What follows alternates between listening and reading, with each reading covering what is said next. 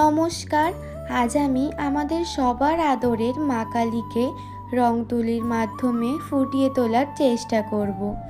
মা কালী হলেন শক্তির রূপ।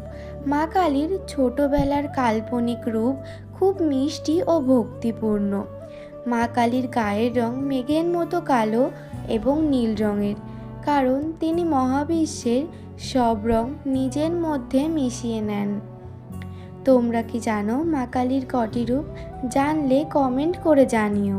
মা কালীকে ভগবান শিবের স্ত্রী পার্বতী রূপ হিসাবে বিশ্বাস করা হয়। তন্ত্র অনুসারে তিনি দশমহাবিদ্যার প্রথম দেবী।